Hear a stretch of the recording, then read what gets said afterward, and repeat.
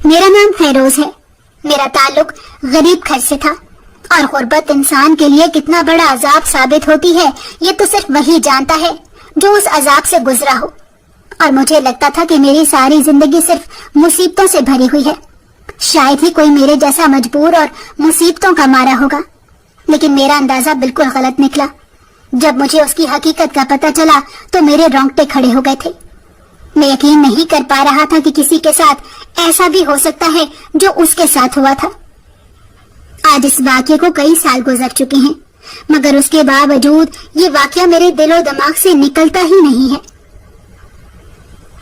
میں نے جس گھر میں آنکھ کھولی تھی وہاں صرف غربت کا راج تھا. وہ میرے دادا کا گھر تھا لیکن وہاں رہنے والے بہت سارے لوگ تھے جن کے پاس صرف اور صرف یہ گھر ہی تھا اور سب نے اس میں اس طرح پناہ لے رکھی تھی جیسے بچے اپنی ماں کی گود میں محفوظ ہوتے ہیں. کوئی بھی اس گھر کو چھوڑ کر نہیں جانا چاہتا تھا اور نہ ہی بیچ سکتے تھے. حالانکہ آپس میں لڑائیاں تو بہت ہوتی تھیں مگر سب وہاں پر ایک ساتھ رہنے پر مجبور تھے. دراصل میرے دادا کے 4 بیٹے اور 4 بیٹیاں تھیں. وہ وقت اچھا تھا جب دادا نے یہ گھر بڑی محنت سے بنایا تھا اور اپنے بچوں کی تربیت و پرورش بھی اپنی حیثیت کے مطابق کی تھی. مگر افسوس کہ ان کے 4 بیٹوں میں سے کوئی بھی زندگی کے میدان میں کامیاب نہیں ہو پایا تھا. سب کھس کھس کے زندگی گزارنے پر مجبور. میرے تایا اور ابا دونوں رکشہ چلاتے تھے لیکن دونوں کے رکشے اپنے نہیں تھے بلکہ ٹھیکے پر لے کر دھیاڑی لگاتے اور روز کے روز ٹھیکیدار کو پیسے دیتے تھے. دونوں چچا جو تھے وہ بھی اسی طرح کوئی نہ کوئی کام کرتے تھے مگر دونوں میں سے کسی ایک نے بھی کبھی کہیں ٹک کر کام نہیں کیا تھا. دادی نے یہی سوچ کر ان دونوں کی بھی شادیاں جلدی کروا دی کہ جب ذمہ داریوں کا بوجھ ان کے کندھوں پر پڑے گا تو وہ خود ہی سنجیدگی سے کام کرنے لگ جائیں گے. مگر انسان کی کچھ عادتیں ایسی ہوتی ہیں جو قبر تک اس کے ساتھ ہی رہتی ہیں. یہی عالم میرے دونوں چچا کا تھا. شادی ہونے کے بعد 2 بچے بھی پیدا ہو گئے تھے مگر دونوں چچا ابھی بھی کام کرنے کے معاملے میں سنجیدہ نہیں ہوئے تھے. کسی ایک جگہ پر کوئی نہ کوئی کام کر لیتے تو اس کے بعد ہفتہ 2 ہفتے اور یہاں تک کہ مہینہ بھر بھی فارغ بیٹھے رہتے تھے. اور دونوں کی بیویاں کبھی ان کے ساتھ لڑائی کرتی تو کبھی گھر میں رہنے والے باقی افراد کے ساتھ. مگر ان کے شوہروں کے کان پر جوں تک نہیں رینگتی تھی. بڑے تایا اور میرے ابا دونوں ذمہ دار اور نرم مزاج کے مالک تھے. اسی لیے چھوٹے بھائیوں کی فیملیز کو بھی اپنے بچوں کی طرح ساتھ کھلانے پلانے پر مجبور ہو جاتے تھے. اور یہ بات میری تائی اور اماں کو بالکل پسند نہیں تھی. دادا اور دادی کے انتقال کے بعد تو ان کا یہ گھر ہر وقت مرغیوں کا ڈربہ یا جنگ کا میدان بنا رہتا تھا. کبھی چاروں دیورانی جیٹھانی آپس میں لڑتی تو کبھی ان کے بچے رونے دھونے لگ جاتے تھے. میرے تایا کے 3 بچے تھے جبکہ میں اپنے اماں اور ابا کا اکلوتا بیٹا تھا. چاروں پھپھوں کی شادیاں بھی دادی نے چھوٹی عمروں میں ہی کر دی تھی اسی لیے وہ سب اپنے اپنے گھر میں رہتی تھی. لیکن جب بھی چھٹیوں میں وہ ہمارے گھر آتی تو ہمارے چڑیا گھر کی رونق میں اور اضافہ ہو جاتا تھا. مجھے یاد نہیں پڑتا کہ ہم نے کبھی بچپن میں کوئی نیا کھلونا بازار سے خریدا ہوگا. اماں اور تائی ہمیشہ سیکنڈ ہینڈ کھلونے لا کر ہمیں دیا کرتی تھی جو لنڈے بازار سے ملتے تھے. اسی طرح گھر میں ہر روز شوربے والا سالن بنتا تھا پھر چاہے اس میں آلو ڈال دیے جائیں یا چنے. لیکن خشک سبزی اور گوشت تو کبھی مہینوں بعد ہی کھانا نصیب ہوتا تھا کیونکہ جتنے لوگ کھانے والے تھے اس حساب سے تو شوربہ بھی کم پڑ جاتا تھا. یہ تو میرے ابا اور تایا کی ہمت تھی جو پورے ٹبر کو کھلا پلا رہے تھے ورنہ دونوں چچا کے اوپر ذمہ داری ہوتی تو شاید اپنے بچوں سمیت ہمیں بھی بھوکا مار دیتے. گھر کے مکینوں کی آپس میں بالکل بھی نہیں بنتی تھی. اس کے باوجود کوئی بھی گھر بیچ کر الگ ہونے کو تیار نہیں تھا کیونکہ سب یہ بات اچھی طرح جانتے تھے کہ اگر گھر بک گیا تو اس میں دادا کی 4 بیٹیوں کا حصہ بھی نکلے گا اور 4 بیٹوں کا بھی. تو اس طرح کسی ایک کے ہاتھ میں اتنے پیسے بھی نہیں آئیں گے کہ وہ چھوٹا سا کوئی گھر خرید لے. اسی لیے سب یہیں پر رہنے پر مجبور تھے. گھر میں کھانا پینا ہی پورا نہیں ہوتا تھا اس لیے بچوں کے اسکول پڑھنے کا تو سوال ہی پیدا نہیں ہوتا تھا. اس کے باوجود تایا نے اپنے دونوں بڑے بچوں کو اسکول میں لگایا ہوا تھا. ابا میرے لیے بھی سوچتے تھے. جب میں 4 سال کا ہوا تو ابا نے مجھے بھی چاہا کہ بچوں کے ساتھ سرکاری اسکول میں داخل کروا دیا. ابا ہم تینوں کو رکشے میں اسکول پر چھوڑنے خود جایا کرتے تھے और वापसी पर कभी ताया लेने आ जाते तो कभी अब्बा, जबकि चचा के बच्चे भी स्कूल जाने की उम्र के नहीं हुए थे। जिंदगी की गाड़ी किसी न किसी तरह खींच तान कर चल ही रही थी, मगर किसी को नहीं मालूम था कि जो आगे होने वाला है उसके सबसे ज्यादा नुकसान मुझे होगा। मैं उस वक्त 5वीं क्लास में पढ़ता था जब एक दिन अम्मा की तबीयत बहुत खराब हो गई तो अब्बा उनको लेकर रिक्शे में हॉस्पिटल चले गए। घबराहट और परेशानी की वजह से अब्बा बहुत तेज रिक्शा चला रहे थे कि अचानक एक ट्रक से टकराकर रिक्शे का एक्सीडेंट हो गया, और वो एक्सीडेंट इतना बुरा था कि मेरे अम्मा और अब्बा दोनों उसी वक्त जिंदगी से हाथ धो बैठे। उनके जाने के बाद तो मेरी दुनिया वीरान हो गई। अगर ताया और ताई न होते तो पता नहीं मेरा क्या बनना था, क्योंकि दोनों चचा और उनकी बीवियां तो मेरा बिल्कुल भी ख्याल नहीं रखती थी, बल्कि हर काम के लिए मुझे ही भगाती थी। फिर जब अम्मा अब्बा के 40वें के बाद जब चचा ने कहा कि फेरोज को स्कूल से हटाकर कोई काम सीखने के लिए लगा देना चाहिए ताकि मुनासिब उम्र में वो कमाने के लायक हो जाए, आखिर कब तक इसका बोझ दूसरे उठाते रहेंगे। लेकिन मेरे ताया ऐसा नहीं करना चाहते थे। उन्होंने जवाब दिया कि जहाँ मेरे बच्चे खा रहे हैं वहाँ ये भी खाता रहेगा, और जो उनको पहनने को मिल रहा है इसको भी मिल जाएगा, लेकिन मैं इसे स्कूल से नहीं हटाऊंगा। ताया के इनकार के बाद चचा और चच्ची मुझसे और ज्यादा चिढ़ने लगे, क्योंकि उनको यही लगता था कि मैं घर में कोई फालतू चीज जैसा हूँ। या तो मुझे घर से चले जाना चाहिए या फिर कमाने के लिए बाहर निकल जाना चाहिए। मगर मैं था अब भी तो सिर्फ 10 साल का। इतनी सी उम्र में भला मैं क्या काम कर सकता था। लेकिन दोनों चचा ये बात समझने को तैयार नहीं थे। उसका नतीजा ये निकला कि वो दोनों मुझे बात बात पर डांटने लग जाते। हर वो काम जो अपने बच्चों से नहीं करवाते वो काम मुझसे करवाया करते थे।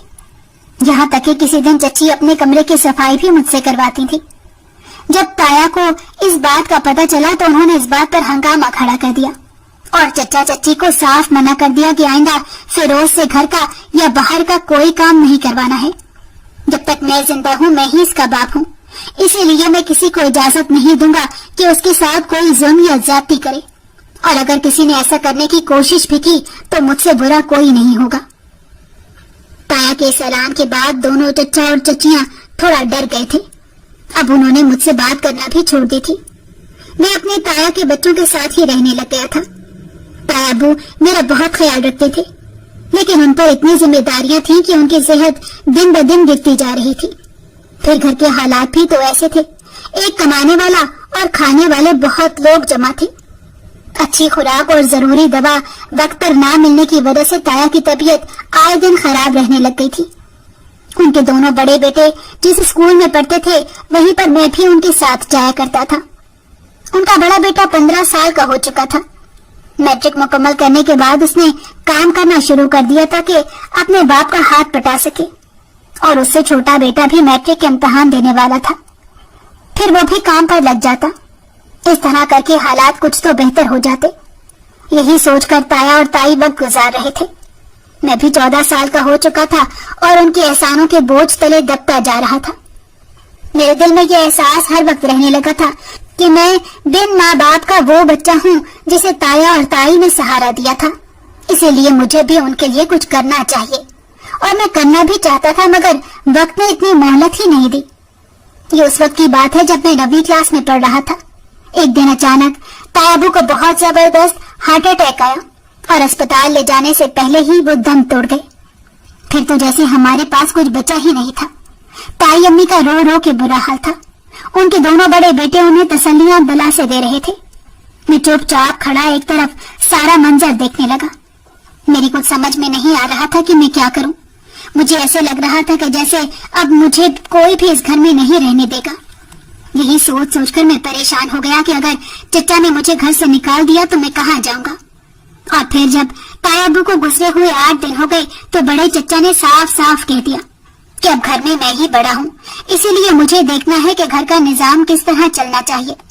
मैंने फैसला किया है कि भाई साहब के दोनों बेटों की तरह फिरोज भी कोई न कोई काम करेगा, ताकि तीनों लड़के कमा कर लाएं और घर में चूल्हा जलता रहे। ये सुनकर छोटे चचा ने भी उनकी हाँ में हाँ मिलाई।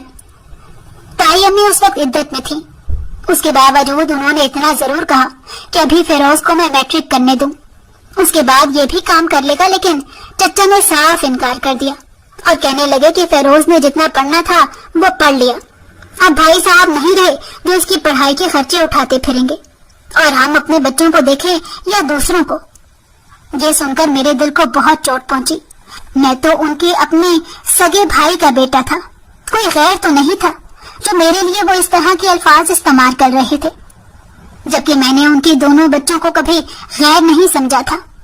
بڑے چچا کا ایک بیٹا اور ایک بیٹی تھی، جبکہ چھوٹے چچا کی دونوں بیٹیاں ہی تھیں، اور وہ چاروں بچے بھی اسکول میں پڑھتے تھے، لیکن ماں باپ کیا ہوتے ہوئے بچوں کو وہ پریشانیاں نہیں دیکھنی پڑتی جو بن ماں باپ کے بچے دیکھتے ہیں۔ اس بات کا اندازہ مجھے بخوبی ہو گیا تھا۔ میرے چچاؤں کے چاروں بچے بڑے آرام سے اسکول جایا کرتے تھے، جبکہ ساری پریشانیاں تایا کے دونوں بیٹوں اور میرے حصے میں آئی تھی۔ وہ دونوں میرے بڑے بھائی تھے اور مجھے اپنا چھوٹا بھائی ہی سمجھتے تھے۔ اب دونوں کام کرتے تھے، صبح سے رات تک گھر سے باہر رہتے تھے۔ اس رات میں ان کے گھر میں آنے کا انتظار کر رہا تھا، اور جب وہ آئے تو میں نے ان سے کہا کہ مجھے بھی اپنے ساتھ کسی کام پر لگا دیں، کیونکہ چچا نے یہ کہا ہے تو مجبوراً ایسا کرنا پڑے گا۔ تایا کے بڑے بیٹے نے مجھے کہا کہ میں جلدی تمہارے لیے کوئی کام دیکھوں گا، مگر تمہارا میٹرک کرنا بہت ضروری ہے، کیونکہ آج کل کے دور میں میٹرک پاس بندے کو بھی کوئی نوکری نہیں ملتی، تو بہتر ہے کہ میٹرک کر لو۔ اس کی بات سن کر میں خاموش ہو گیا۔ وہ بھی سمجھ گیا تھا کہ میرے اختیار میں تو کچھ نہیں ہے۔ اگر چچا نے ایک بار کہہ دیا تھا تو میں جانتا تھا پھر یہی ان کا آخری فیصلہ سمجھا جائے گا۔ کچھ دن بعد میرے تایا کے بڑے بیٹے آصف نے مجھے بجلی کا کام سیکھنے کے لیے ایک دکان پر لگا دیا تھا۔ میں صبح سے شام تک وہیں پر کام سیکھنے لگا، لیکن مجھے اس کام کی سمجھ نہیں آتی تھی۔ کبھی مجھ سے کوئی نقصان ہو جاتا تھا تو کبھی کوئی، اسی لیے چند دن کے اندر ہی دکان کے مالک نے مجھے یہ کہہ کر گھر بھیج دیا کہ ایسے کام تمہارے بس کے نہیں ہیں، جاؤ کوئی اور کام سیکھ لو۔ پھر آصف بھائی نے مجھے ایک ورک شاپ میں بٹھا دیا، لیکن وہ کام اتنا گندا تھا کہ میرا دل ہی نہیں کرتا تھا۔ میرے ہاتھ پیر اور کپڑے بھی کالے ہو جاتے تھے، پھر بھی میں خاموشی سے روزانہ وہاں چلا جاتا تھا۔ کام میں دل نہ لگنے کی وجہ سے یہاں بھی مجھ سے کوئی نہ کوئی غلطی ہونے لگ گئی تو استاد نے مجھے مارنا بھی شروع کر دیا تھا۔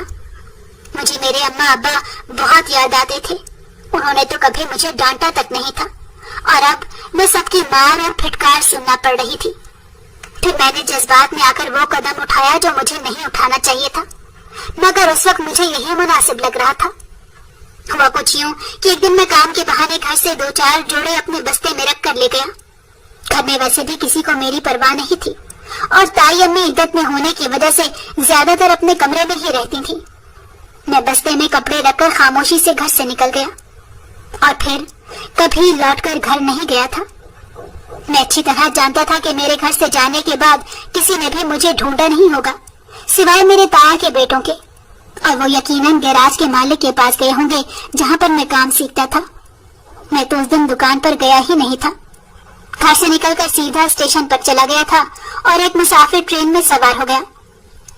میں نہیں جانتا تھا کہ وہ ٹرین کہاں جاتی ہے اور راستے میں کون کون سے شہر آتے ہیں، نہ ہی میرے پاس کوئی پیسے تھے سوائے 200 روپے کے۔ میں نے تو ٹکٹ بھی نہیں خریدی تھی، اور پھر کسی طرح ٹکٹ والے سے بچ بچا کر میں ایک اسٹیشن پر اتر گیا۔ وہاں اترنے کے بعد میں نے روٹی کھائی اور کینٹین والے سے ہی کہا کہ اگر کوئی کام ہے تو مجھے کام پر رکھ لو، میری ماں بیمار ہے اور میں اس شہر میں کام کرنے آیا ہوں۔ وہ بوڑھا آدمی تھا اور دل کا بھی اچھا تھا۔ اس نے مجھ سے کہا کہ میرے پاس تو کوئی کام نہیں ہے بیٹا، لیکن میں کوشش کروں گا کہ تمہارا کوئی کام لگوا دوں، مگر تم یہاں کس کے پاس ٹھہرے ہو؟ میرے پاس اس سوال کا کوئی جواب نہیں تھا۔ میں نے اسے بتایا کہ اس شہر میں تو میرا کوئی بھی نہیں رہتا، مگر ماں کی طبیعت کی وجہ سے میں کمانے کے لیے گھر سے نکل پڑا ہوں۔ اب بغیر کسی کام پر ٹکے تو واپس نہیں جاؤں گا، چاہے مجھے یہیں پر کسی پلیٹ فارم پر سونا پڑ جائے۔ یہ بات سن کر کینٹین والا چاچا مسکرانے لگ گیا اور کہنے لگا کہ بہت سے مسافر ایسے ہیں جن کی کوئی منزل نہیں ہوتی اور وہ پلیٹ فارم پر سو جاتے ہیں، لیکن کبھی کبھی پولیس والے انہیں تنگ بھی کرتے ہیں۔ اگر تمہارے پاس کوئی قیمتی سامان یا پیسے ہیں تو تم اپنے سامان کا خود خیال رکھنا، یہاں پر چور اور فقیر بھی بہت ملیں گے۔ میں چاچا کی بات بہت غور سے سن رہا تھا۔ پھر جب میں وہاں سے جانے لگا تو چاچا نے مجھے کہا کہ تم یہیں میری کینٹین کے پیچھے والے بینچ پر سو جاؤ، ساری رات میں یہیں پر ہوتا ہوں، اسی لیے ڈرنے کی کوئی بات نہیں ہے۔ کل میں کسی سے تمہارے کام کے لیے بات کروں گا۔ इस तरह मैं उसी प्लेटफॉर्म पर चाचा की कैंटीन के पीछे वाले बेंच पर रहने लग गया था। सारा दिन यहाँ से वहाँ फिरता रहता, कभी चाचा की मदद कर देता या कैंटीन की सफाई कर दिया करता, तो चाचा मुझे खाने की कोई चीज दे देते या कभी पैसे दे दिया करते थे। और फिर खाना तो अपने साथ ही खिलाने लग गए। उनका घर स्टेशन के करीब ही था। वो कैंटीन रात के वक्त संभालते थे, दिन के वक्त उनका बेटा आया करता था। वो चाचा की तरह ज्यादा अच्छा तो नहीं था, मगर मुझे कुछ नहीं कहता था। खामोशी से सारा दिन अपना काम करता रहता, और फिर जब चाचा कैंटीन पर रात के वक्त आ जाते तो वो वहाँ से चला जाता था। चाचा से ही मुझे पता चला कि वो चाचा का बेटा शादीशुदा है और उसके 3 बच्चे भी हैं। घर में बहू का राज चलता है, इस वजह से चाचा भी अभी तक इस उम्र में भी काम कर रहे थे। ये सब सुनकर मैं समझ गया कि हर घर की कोई ना कोई कहानी होती है जो वहाँ रहने वाले लोग ही जानते और समझते हैं।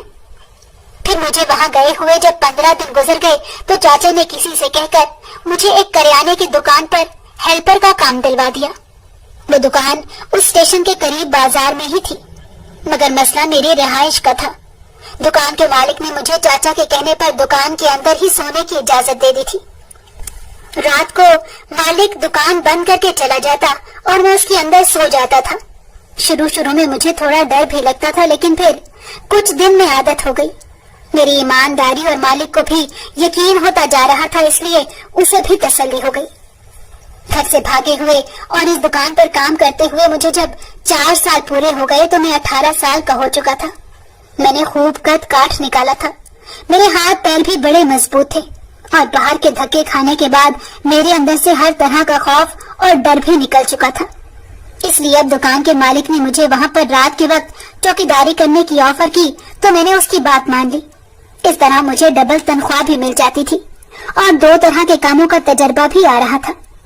कैंटीन वाले चाचा का इंतकाल 1 साल पहले हो गया था। मैं मुतवातर उनसे मिलने भी जाया करता था, लेकिन उनके इंतकाल के बाद तो अब कोई भी ऐसा नहीं था जिससे मैं अपने दिल की बात करता। इसीलिए मैंने अपने दिल को और भी पक्का कर लिया। अब मेरा मकसद सिर्फ जिंदगी में पैसा कमाना था ताकि अपने हालात की जंग में जीत सकूं। वरना माँ बाप के गुजरने के बाद से लेकर अब तक दुनिया वालों के जितने रूप मेरे सामने आए थे, अगर मेरी जगह कोई और होता तो शायद उसके कदम लड़खड़ा जाते। मगर मैं अपनी नजर में बड़ा बहादुर आदमी था। चौकीदार की नौकरी करते हुए जब मुझे मजीद 3 साल गुजर गए तो मैंने करियाने का काम छोड़ दिया और सिर्फ चौकीदारी की नौकरी शुरू कर दी। अब मैं बाजार के अलावा अस्पतालों और स्कूलों में भी नौकरी के लिए जाता था ताकि मुझे जहाँ अच्छी तनख्वाह मिले मैं वहाँ पर काम कर सकूं। मैंने ये भी टारगेट रखा हुआ था कि मुझे कहीं ऐसी चौकीदारी की नौकरी मिल जाए जहाँ रिहाइश भी साथ हो।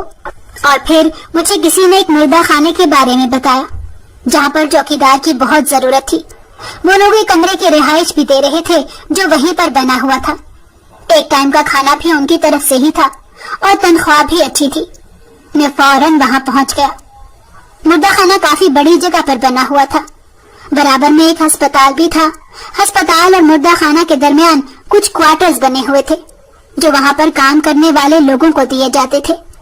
मुझे भी उनमें से ही एक कमरे का छोटा सा क्वार्टर मिल गया। वहाँ पर ज्यादातर लोग ऐसे थे जो दूसरे इलाकों या शहरों से नौकरी करने के लिए यहाँ आए हुए थे, लेकिन मेरे अलावा वहाँ पर रहने वाले सभी शादीशुदा थे। कुछ क्वार्टर्स में 4 वर्कर्स भी रहते थे और कुछ में 2-2, लेकिन जो क्वार्टर बहुत छोटे थे उनमें सिर्फ एक बंदा ही रह सकता था। ऐसे क्वार्टर वहाँ पर सिर्फ 2 थे। एक तो मुर्दा खाना के चौकीदार को दिया जाता था और दूसरा मुर्दा खाना के इंचार्ज के पास था। मेरी जब वहाँ पर नौकरी शुरू हो गई तो कुछ दिन बाद मुझे बड़ी अजीब बात पता चली। उसके बाद ही मुझे अंदाजा हुआ था कि इस नौकरी पर कोई टिकता क्यों नहीं है। दरअसल मुर्दा खाने का इंचार्ज वहाँ पर 2 नंबर काम भी करता था, जिसमें मंशियात की खरीदो फरोख्त शामिल थी। वो चाहता था कि चौकीदार रात की ड्यूटी करने वाला स्टाफ उसके साथ इस काम में हिस्सेदार बने, लेकिन वो उनको बहुत कम पैसे देता था। यही वजह थी कि लोग जब उसके काम का हिस्सा बन जाते तो उससे ज्यादा पैसों की डिमांड करने लगते थे और वो कोई न कोई इल्जाम लगाकर उनको फंसा देता और इस तरह उन्हें नौकरी से हाथ धोने पड़ते थे। मुझे ये सारी बातें रात के वक्त ड्यूटी करने वाले मेल स्टाफ ने बताई थी اور پھر 2 دن بعد ہی انچارج نے مجھے اپنے کمرے میں بلا کر میرے سامنے 2 آپشنز رکھ دیے۔ اس نے کہا کہ یا تو اس کام میں میرا ساتھ دو تو میں تمہیں اپنے پروفٹ کا 10% حصہ دے دیا کروں گا، اور اگر تمہیں یہ منظور نہیں ہے تو تم اپنی آنکھیں اور کان بند کر کے اپنے کام سے کام رکھو۔ نہ میں تمہارے کسی کام میں مداخلت کروں گا اور نہ تم میرے کسی کام میں کرنا۔ میں انچارج کی بات سن کر سمجھ گیا کہ وہ بہت چالاک آدمی ہے۔ پیسے کو بھی ہاتھ سے نکالنا نہیں چاہتا تھا اور یہ بھی چاہتا تھا کہ اس کا کاروبار چلتا رہے۔ میں نے بھی سمجھداری سے کام لیتے ہوئے اسے کہا کہ آپ جو مرضی کریں، میں نہ تو آپ کی کسی کام میں مداخلت کروں گا اور نہ ہی اپنی طرف سے کوئی ذمہ داری لوں گا۔ بے شک میری ڈیوٹی کے دوران یہاں چھاپا پڑ جائے تبھی میں کسی بات میں نہیں بولوں گا، لیکن اگر کسی بھی قسم کا نقصان آپ کو پہنچتا ہے تو اسے بھی میرا کوئی لینا دینا نہیں ہوگا۔ انچارج نے میری شرط بھی مان لی۔ اس طرح میں وہاں پر کام کرنے لگ گیا۔ 1 مہینہ میری ڈیوٹی دن کی ہوتی تھی اور 1 مہینہ رات کی۔ میں زیادہ رات کی ڈیوٹی میں کمفرٹیبل رہتا تھا، کیونکہ مجھے تو کئی سالوں سے رات کو جاگنے کی عادت پڑی ہوئی تھی، اسی لیے میں چاہتا تھا کہ میری ڈیوٹی رات کی ہی ہو جائے، لیکن دوسرے چوکیدار کی وجہ سے ڈیوٹی کے ٹائم بدلنے پڑتے تھے۔ مجھے یہاں کام کرتے ہوئے تقریباً 3 مہینے گزر چکے تھے۔ اس دوران میں نے بہت سی لاشیں مردہ خانے میں آتی اور جاتی ہوئی دیکھی تھی۔ جب بھی کسی ادھیڑ عمر مرد یا عورت کی لاش وہاں آتی تو مجھے اپنے اماں ابا یاد آ جاتے تھے۔ کبھی کبھی تو مجھے تایا ابو بھی بہت یاد آتے تھے، اور میں ان کے بچوں کو بھی یاد کرتا تھا۔ سوچتا تھا کہ نہ جانے وہ لوگ کس حال میں ہوں گے اور کیا کرتے ہوں گے۔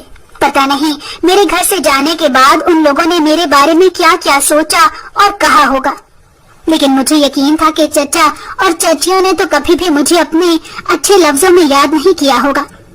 لیکن اب یہ سب کچھ میرے لیے بے معنی ہو چکا تھا، کیونکہ میں کبھی واپس نہیں جانا چاہتا تھا۔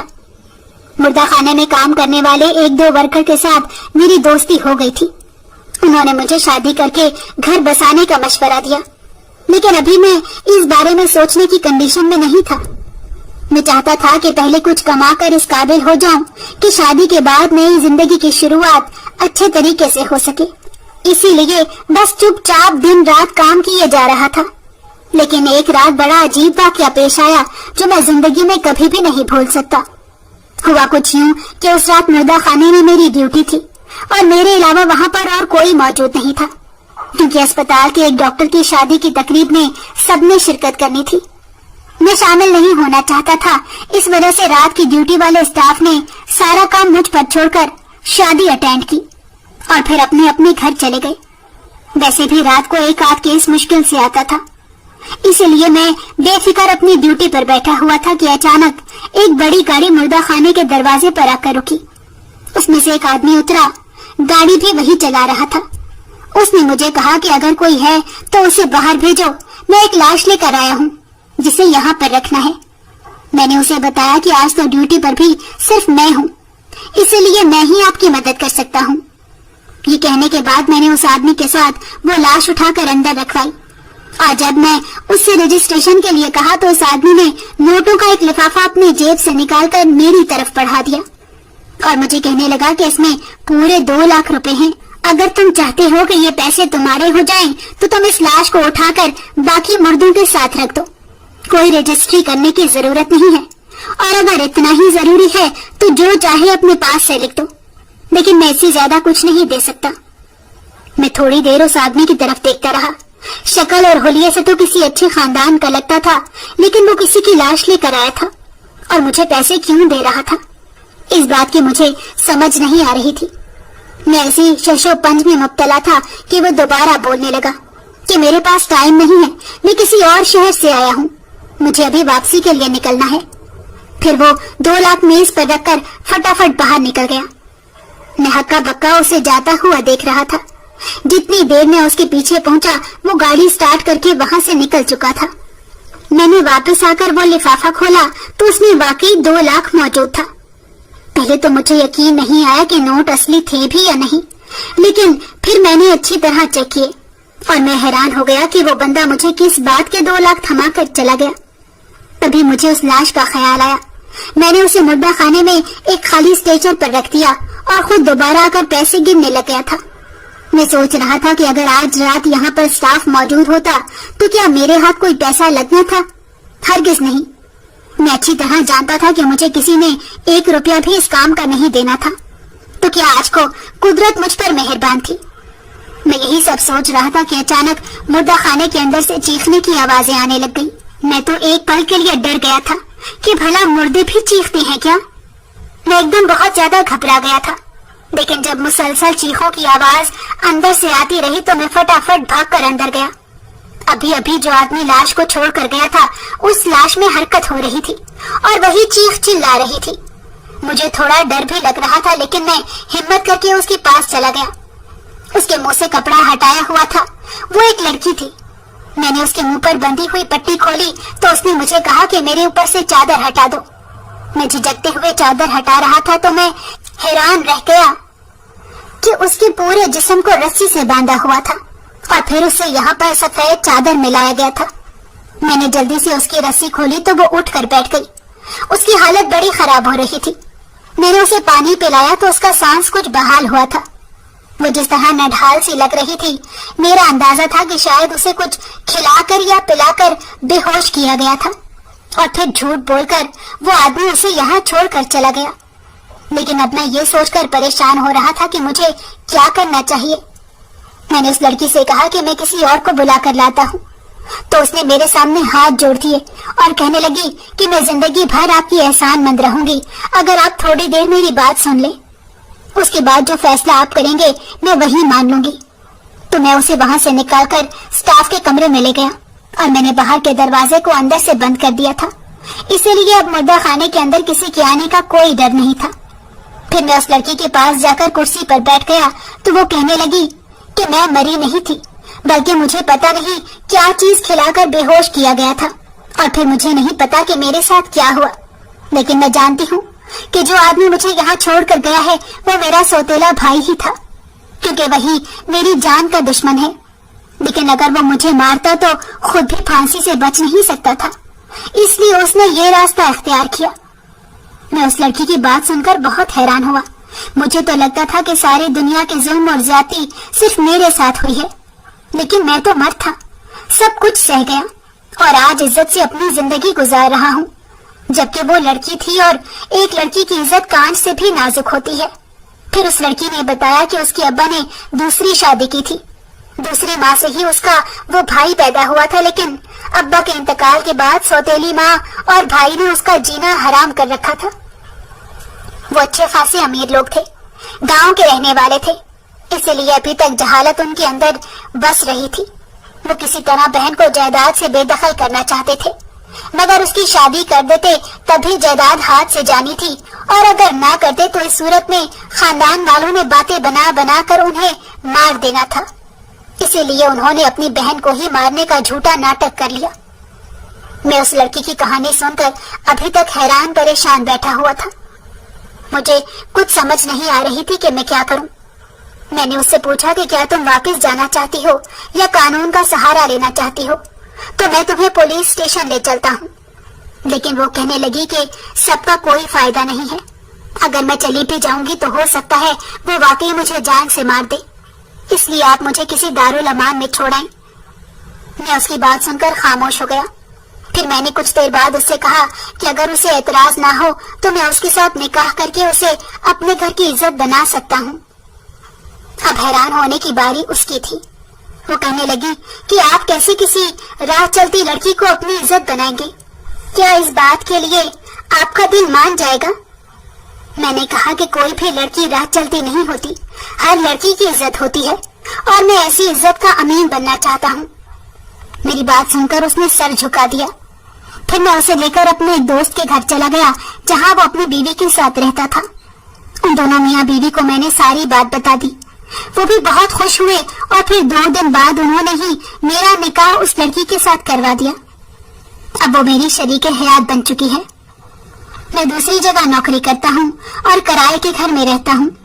میری زندگی میں جو طوفان میرے بچپن کے زمانے سے شروع ہوئے تھے اب وہ تھم چکے ہیں۔ ہم دونوں ایک دوسرے کے ساتھ خوش ہیں۔ میں نے وہ 2 لاکھ بھی اپنی بیوی کو دے دیے تھے، کیونکہ وہی اس رقم کی اصل حقدار تھی۔ لیکن میں سوچتا ہوں کہ اگر اس لڑکی کو واقعی اس رات وہ آدمی مار دیتا یا وہ غلطی سے مر جاتی تو کیا ہوتا؟ یہ سوچ کر میری روح لرز جاتی ہے۔ کاش انسان اپنے جیسے ہی انسانوں کی قدر کرنے لگ جائیں تو کسی کے ساتھ وہ سب نہیں ہوگا جو میرے اور میری بیوی کے ساتھ ہوا تھا۔